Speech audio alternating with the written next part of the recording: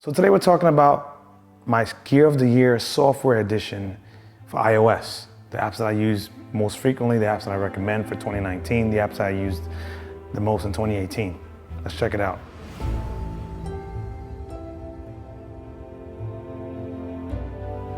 So the first application is Halide. It's a pretty intuitive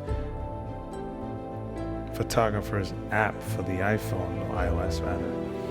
And to me, it's amazing because one, it has manual focus, as you can see me focusing here in the beginning of the video. Definitely has automatic focus.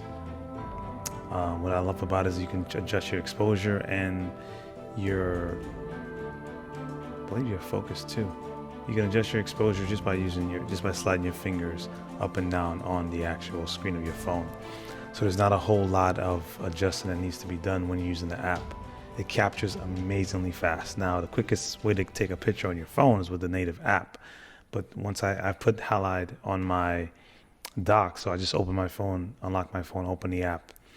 And right here, you can see its depth effect camera is amazing. It shows you the kind of depth you're going to be getting, what's going to be separated as far as what the foreground focus is and what the background is going to be. And what's amazing is it gives you that more or less, not really a preview, but like a three-dimensional effect, so you can see how these images look. It's a pretty amazing app, and I would highly recommend it. Now, it works hand in hand with Darkroom. Darkroom is our next app.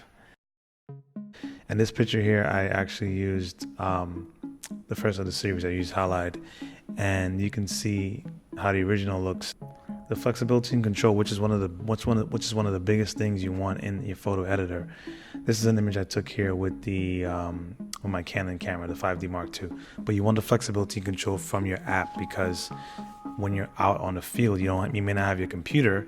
You don't necessarily want to depend on the computer to achieve what it is you're trying to achieve.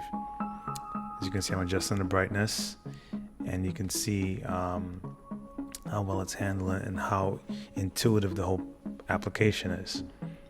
Much like a lot of the other programs like Lightroom, but I think the functions and the controls are a little bit more accessible. And mind you, this is a JPEG, but Darkroom does support RAW files as well, both from the iPhone and also from third-party cameras. I've actually brought in my Fuji RAW files and it works just fine. With these filters, you can do a bit of some maneuvering to get it to work. I'm going to change to another filter right now. Just trying to find the appropriate look. You can adjust the filters as with other applications as well. Here's a black and white. Obviously, if I adjust this, it's going to bring back some color. So I'm going to take the black and white in, make some adjustments to it, bring down the contrast, bring up the brights. And as you can see here, you can save the original or you can create a copy. Now, the other thing that's amazing here is that I'm able to copy the settings I've chose from one picture and add it to several others.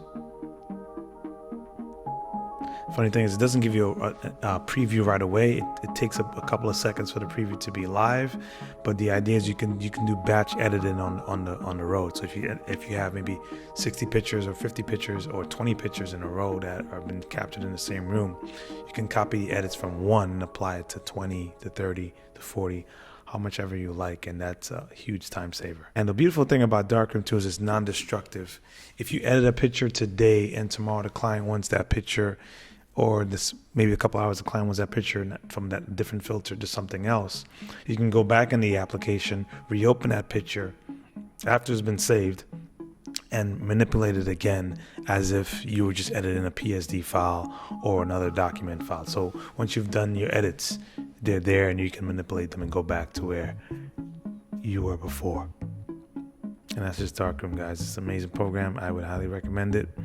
Just being able to have non-destructive editing, like some other applications, to me, it's a huge plus, and I definitely can appreciate something like this program. Another application is an application I've been using off and on. I've used it a few times for the year. It's called Luma Fusion. Now this is a pretty expensive app for the iOS store. It's $20, but for what you get for $20, it's amazing. Just think of it as a video editor in your pocket.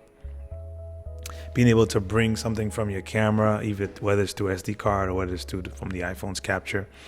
This footage here was captured using the GH5 camera.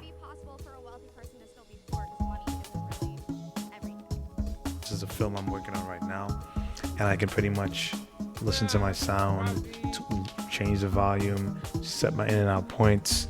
It's pretty amazing what this program can do. And then when I'm going to export, I have a ton of options to choose from. Not just which platform I want to export to, but resolution size, the frame rate. I go from 24p to 30p to 60p, the data quality, how much data rate I want to have that being played back when someone's watching it, H.264 or H.265, which is huge. I could choose QuickTime or MOV files, which is amazing. Because it just gives you a ton of flexibility, and with these new processors in these phones, you get a pretty good export time. It's not slow at all with these newer phones. And so Luma Forge is it's something else because Luma Fusion, excuse me. It's something else because I can pretty much prep footage before I get to my edit bay, and even look at the footage. If I have like an iPad, or if I want to export it, send it to someone who's home, or send it to my computer, send it to another computer that doesn't have an application like Final Cut, Premiere, or anything like that installed, I can edit it quickly on my phone or iPad and just show it on that bigger screen to know exactly what I'm going to be getting before I get home to my editing bay. It's amazing. There's a ton of options that Luma Fusion has, and it's highly recommended. So guys, if you like the information I was presenting in this video, go ahead and like the video and subscribe to the channel, and I'll see you guys in the new year. Peace.